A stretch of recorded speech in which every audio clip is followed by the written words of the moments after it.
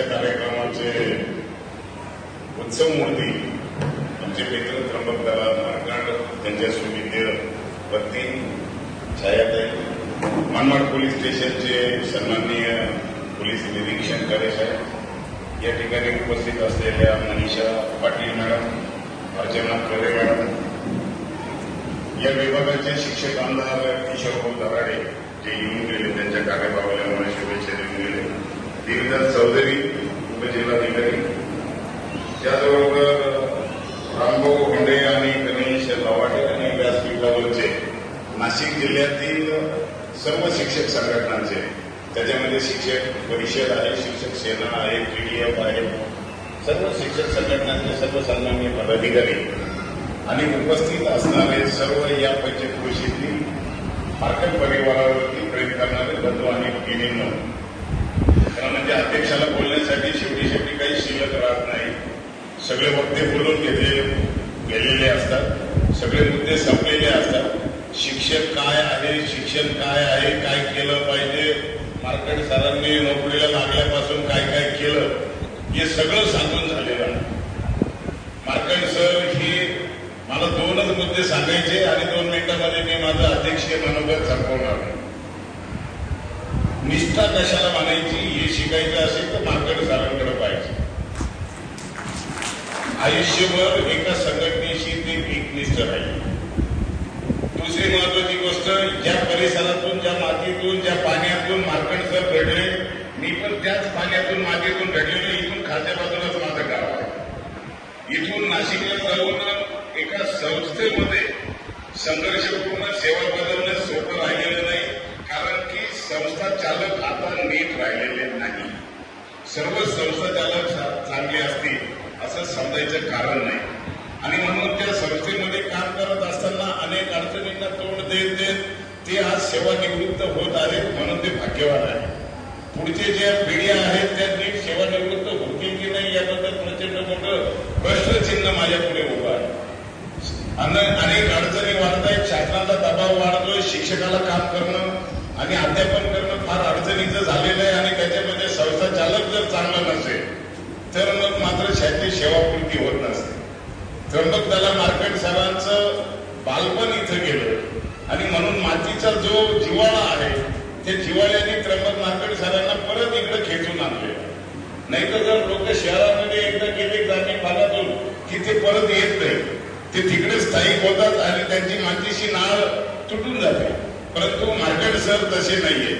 त्यांनी कार्यक्रम इथे ठेवला, त्याचं कारण असं ते प्रत्येक निवडणुकीला ते इथे येतात, कारण की आपलं गाव डेव्हलप झालं पाहिजे, आपल्या गावातले मुलं पुढे आले पाहिजे, आपल्या गावाला आपल्याला जे जे येतं ते काहीतरी देता आलं पाहिजे, ही भावना त्यांच्या मनामध्ये असते आणि म्हणून ते इथे येतात. तुमच्या ग्रामपंचायतीमध्ये उभं राहून त्यांना काही मिळवायचं नाहीये, तुमच्या पंचायत समितीमध्ये त्यांना इंटरेस्ट नाहीये. त्यांना नाशिकला जे काही मिळालेलं आहे त्यांच्या माजी विद्यार्थ्यांकडनं ते प्रचंड मोठं यश मिळालेलं आहे. ते तिथं सगळे सुखाने राहत असतात, परंतु ते सुखाचं आयुष्य सोडून परत ग्रामीण भागाकडे येतात, चटके खातात, तरी सुद्धा येतात. त्याचं एकमेव कारण या मातीशी त्यांची जुळलेली नाळ आहे असं मला वाटतं.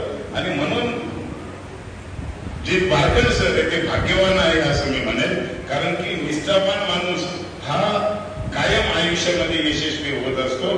तुम्ही सगळेजण 3 तासापासून मार्कंड सरांच्यासाठी इथे येऊन थांबलेले आहात.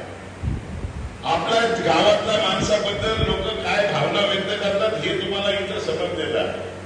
आणि म्हणून त्यांच्या पाठीमागे संसार सांभाळणारी सुवर्ण पत्नी छायाताई यांचे फार मोठे योगदान आहे. परंतु मला छाया वहिनींना एवढंच सांगायचंय, मॅडम तुमचं भाषण फार चांगलं झालं. तुम्ही फक्त 10वी झालेले असताना एखाद्या शिक्षकाला लाजवेल असं भाषण केलं. मार्कंड सरांनी फक्त मुलंच घडवले नाही तर घरी सुद्धा भाषणाची तयारी करून घेतली. आणि मला तुम्हाला एवढंच सांगायचं आहे की आतापर्यंत मार्कंड सर घरात थांबत नव्हते. फक्त दिवसातले 24 तासातले 12 तासच ते घरी राहायचे. म्हणजे अर्धाच माणूस तुमच्या ताब्यात होता आणि पूर्ण पगार तुम्हाला देत होता. आजपासून ते सेवानिवृत्त झाल्यानंतर पगार अर्धा झालेला आणि पूर्ण माणूस तुमच्या ताब्यात आता दिलेला आहे. त्याचं काय करायचं असेल ते तुम्ही आता करा. त्याला जे काही जिकडं घेऊन फिरायला जायचं असेल त्याला घेऊन फिरायला जा. आणि इथून पुढचं जे आयुष्य आहे ते आनंदाने तुम्ही जगावं अशा प्रकारच्या शुभेच्छा मी आपल्या सगळ्यांच्या वतीने त्यांना देतो. मार्कंड सरांच्या वाटचालीच्या दरम्यान ते TDF मध्ये असतात. मी शिक्षक सेनेचा उत्तर महाराष्ट्राचा अध्यक्ष, परंतु एक वेळ अशी आली की TDFने त्यांच्यावरती अन्याय केला. त्यांचं NDSTचं तिकीट कापलं. मग मी 2000 सालापासून NDST मध्ये राजकारणामध्ये आहे. प्रत्येक पंचवार्षिकला माझं पॅनल असतं आणि म्हणून मग ज्या वेळेला मार्कंड सरांवरती अन्याय झाला, TDF कडनं तिकीट मिळालं नाही, तर 2010 साली मार्कंड सर माझ्या पॅनलला आले आणि त्यांनी प्रतिनिधित्व केलं. अन्याय झाल्यानंतर थांबायचं नाही हे त्यांच्या या प्रवृत्तीमधनं दिसून येतं. मला म्हणायचं असं आहे की ते त्यावेळेला माझ्या पॅनलमध्ये आले, शिक्षक सेनेच्या बरोबर राहिले, शिक्षक सेनेच्या लोकांनी त्यांचा प्रचार केला, सगळं केलं. निवडणूक संपल्यावर ते परत आले निकंबाचा उच्चेकडे. म्हणजे त्यांचा जो TDF वरचा जीव आहे तो निवडणुकीपुरता जरी अन्याय झाल्यानंतर कमी झाला असेल ना, तर ते परत जाऊन त्या प्रवाहात गेले. आणि मला माहिती होतं की तो माणसाचा पिंड हा TDF ला घडलेला आहे, म्हणून तो शिक्षक सेनेमध्ये रुजणार नाही, म्हणून मी त्यांच्यावरती बळजबरी फारशी केलेली नाही. आताच आमचे मित्र चकोर सरांनी एक किस्सा सांगितला.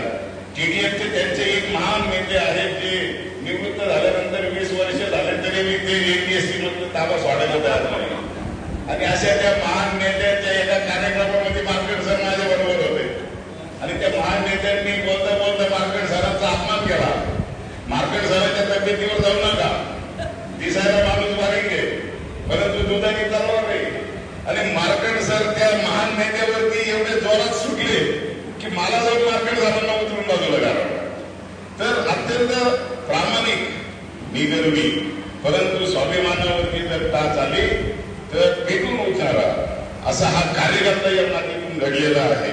आणि म्हणून त्या मातीला सलाम करण्यासाठी, त्या मातीचं ऋण फेडण्यासाठी मार्कंड सरांनी इथं कार्यक्रम घेतला असं मला वाटतं. आपण सगळे लोक आमदारांपासून तर अधिकाऱ्यांपर्यंत आणि सगळे प्रेमाचे, वेगवेगळ्या समाजाचे, वेगवेगळ्या क्षेत्रातले सगळे लोक इथं त्यांच्यावरच्या प्रेमामुळे आलेले, हे त्यांच्या आयुष्याचं फार मोठं फलित आहे असं मला वाटतं. आणि म्हणून इथून पुढचं जे आहे ते आयुष्य मार्कंड सरांनी समाजासाठी द्यावं, गावाच्या उद्धारासाठी द्यावं, विद्यार्थ्यांच्या उद्धारासाठी द्यावं. त्यासाठी या परिसरामध्ये पंचायत समितीला उभं राहावं. त्यासाठी मी स्वतः येऊन 15 दिवस इथे प्रचार करेल. मार्कंड सर काळजी करू नका. आणि कुठल्याही निवडणुकीमध्ये उभं राहिल्यानंतर आपल्याला कळतं की आपले कोण आणि परके कोण.